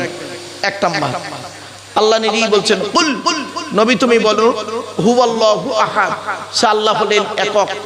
2 নাম্বার, আল্লাহুস সামাদ, আল্লাহ হলেন অমুখপেক্ষী, আল্লাহ কারোর মুখপেক্ষী নন, সারা পৃথিবী তার মুখপেক্ষী। 3 নাম্বার, লাম ইয়ালিদ ওয়া লাম ইউলাদ, আল্লাহ কাউকে জন্ম দেয়নি, আল্লাহ কেউ জন্ম দেয়নি। 4 নাম্বার, ওয়ালাম ইয়াকুল লাহু কুফুয়ান আহাদ, আল্লাহর সমকক্ষ কেউই নেই। এই হলো আল্লাহর 4টা পরিচয়। আচ্ছা, এই যে সূরাটি পড়লাম, এই সূরাটি আপনাদের অনেকের মুখস্থ নেই, তা আমি পড়লাম কি করতে হবে? 4টে কারণ। 1 নাম্বার, এই সূরাটি যে আল্লাহর পরিচয় সেটা আপনাকে জানিয়ে দিলাম। 2 নাম্বার পয়েন্ট, এই সূরাটির মধ্যে, এই সূরাটি আরবি ভাষায়, বাংলায় অর্থ করে বলে দিলাম। 3 নাম্বার পয়েন্ট, এই সূরাটির মধ্যে 4টে ধর্ম বেরিয়েছে, মুশরিক, ইসলাম, ইহুদি আর নাসারা, 4টে ধর্ম। 4 নাম্বার পয়েন্ট, আল্লাহ নবী মুহাম্মদ সাল্লাল্লাহু আলাইহি ওয়াসাল্লাম বলেছেন, কোন ব্যক্তি যদি কুল হুয়াল্লাহ সূরা 3 বার পাঠ করে, কবার 3 বার যদি কুল হুয়াল্লাহ সূরা পাঠ করে, ওই ব্যক্তির আমলনামায় 1 খতম কোরআন শরীফ পড়ার সওয়াব আল্লাহ লিখে দেবে। আজকের বাড়ি যাবেন, ঘুমানোর আগে ওযু করে ঘুমাবেন, ঘুমানোর আগে ওযু করে নেবেন, কুল হুয়াল্লাহ সূরা 3 বার পড়বেন, কুল আউযু বিরাব্বিল ফালাক পড়বেন একবার, কুল আউযু বিরাব্বিন নাস পড়বেন একবার, কুল ইয়া আইয়ুহাল কাফিরুন পড়বেন একবার, আলহামদুলিল্লাহ সূরা একবার পড়বেন। আর যদি মুখস্থ থাকে আয়াতুল কুরসি একবার পড়ে নেবেন, আর কয়েকবার দরুদ শরীফ পড়ে ঘুমাবেন। জিন, ভূত, পরী, জাদু, বান টোনা কিছুই লাগবে না। জোরে বলো। ইসলাম আপনাকে শেখাতে চায়, আর আপনি শিখতে ভালোবাসেন না, শুনতে ভালোবাসেন। ঠিক না ঠিক? ইসলাম আপনাকে কি চায়? জোরে বলুন। শেখাতে চায়। আর আপনারা কি চান? শুনতে ভালোবাসেন। দুটো পার্থক্য আলাদা, দুটোই আলাদা, দুটোই আলাদা। ইসলাম আপনাকে শেখাতে চেয়েছিল, আর আপনি শিখতে চাননি, শুনতে চেয়েছেন, তা আপনার তো সমস্যা হবেই। ছোট্ট একটা উদাহরণ দিচ্ছি। রাস্তার ধারে একটা লাল কাপড় জড়ানো হাঁড়ি বসানো আছে, লাল কাপড় জড়ানো হাঁড়ি বসানো আছে, আর উপরে লেখা আছে হাজি বিরিয়ানি। বিরিয়ানির সেন্ট আপনার নাকে এলো, এটা বেশি আনন্দ না হোটেলের ভিতরে ঢুকে 1 প্লেট বিরিয়ানি কিনে খাওয়াটা আনন্দ? তাই এটা যদি এত সহজে বুঝলেন, আমার বাপেরা অনুরোধ করে বলে যাচ্ছি, এবারে আসছি মেয়ে ছেলেদের 3 জনকে খুশি করলে জান্নাতি। ও আমার মা বোনরা, 1 নাম্বার, আপনি আপনার রব আল্লাহকে খুশি করুন, কোরআন মোতাবেক জীবন যাপন করুন। 2 নাম্বার মা বোন বলে যাচ্ছি, আল্লাহর নবীকে খুশি করুন, নবীর কথা মোতাবেক জীবন যাপন করুন। 3 নাম্বার হলো স্বামীকে খুশি রাখবেন। আল্লাহ রাসূল বলেছেন, ওই নারী, যে নারী তার উপরে হকের উপরে স্বামী খুশি, আল্লাহ খুশি হয়ে যাবে। এজন্য বাপ চলে গেল, মা চলে গেল, ভাই চলে গেল, বোন চলে গেল, দাদা দাদি, নানা নানি, খালা খালু, ফুফা ফুফু, মামা মামি, শ্বশুর শাশুড়ি চলে গেল। জীবনে কি করলেন? তাদের রুহে মাগফিরাতের জন্য আপনাদের কাছে আমি আল্লাহর রাস্তায় একজন ব্যক্তি কে আছে, বাপের নামে, মায়ের নামে।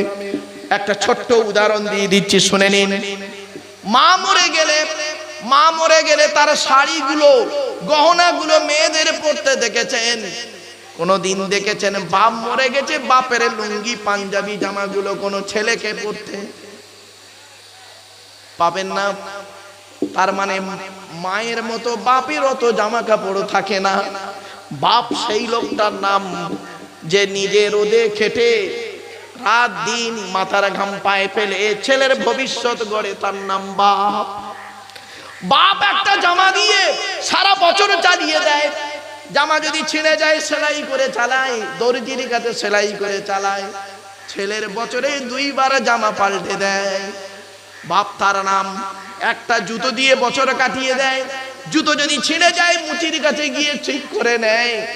নিজের কলিজার টুকরা সন্তানের জন্য ডবল জুতো কিনে দেয়। বাপ হলো তার নাম। এই ছেলে, সূর্যের তাপ আর বাপের রাগ, সূর্যের তাপ আর বাপের রাগ, এই দুটো যদি সহ্য করতে পারো তুমি জীবনে উন্নতি করতে পারবে। সূর্য যেমন ডুবে গেলে অন্ধকারে নেমে আসে, বাপ যখন মরে যাবে তোমার জীবনে অন্ধকারে নেমে আসবে। বাপ যতদিন বেঁচে আছে কোনো ব্যাটার ক্ষমতা নাই তোমার উপরে আঙুল তুলে কথা বলে, ঠিক না ঠিক? আর যেদিন বাপ মরে যাবে দেখবে চাচতো ভাইটা লোক দিয়ে তোমার পিটে যাবে, আহা বলার কেউ থাকবে না। এজন্য যাদের বাম্মা এখনো বেঁচে আছে গুরুত্ব দিন। অসুস্থ বাম্মার নামে দান খয়রাত করুন, আর মৃত বাম্মার নামে দান খয়রাত করুন। কবরে শুয়ে শুয়ে সওয়াব পাবে। তাই একজন ব্যক্তির কাছে আমি চাইবো বাবা 10,000 টাকা দেবে আল্লাহর ঘরের জন্য, আল্লাহর ঘর মসজিদের জন্য। বাপ আর মা, দাদা দাদি, নানা নানি, খালা খালু, ফুপা ফুফু, মামা মামি, শ্বশুর শাশুড়ির জন্য একজন ব্যক্তিকে আছে বাবা 10,000 টাকা দেবে। একজন ব্যক্তি দেন, বড় আশা করে চাইলাম একজন ব্যক্তি দেবেন।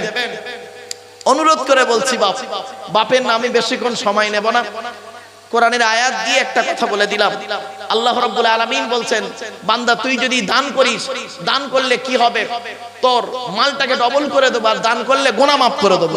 এজন্য দান করলে গুনাহ মাফ হয়, মনে রাখবেন। এজন্য অনুরোধ করে আপনাদেরকে বলছি, আমার কোনো মা বোন আছেন, বাবাজি যুবক ভাই আছেন, 2-3 মিলে, বেশি নয়, 10,000 টাকা একজন ব্যক্তির কাছে চাইছি বাবা, দয়া করে মেহেরবানি করে দেবেন। 10,000 টাকা যদি দিতে কষ্ট হয় 5,000 টাকা দেবেন। একজন ব্যক্তি হাতটা তুলুন না। আমার আগের বক্তা ভাই তিনি অনেক, তার কাছে অনেক দিয়েছেন, 100 টাকাও পর্যন্ত দিয়েছেন। আমি হতভাগা লাস্ট বারে একবারে এই আর 2-1 মিনিটের মধ্যেই দোয়া করে দেবো ভাব। একজন ব্যক্তি কে আছে একটু দয়া করে মেহেরবানি করে দেন না, 5,000 টাকা একজন ব্যক্তি একটু দেন। বাপের নামে, মায়ের নামে, দাদা দাদি, নানা নানির নামে দেবে।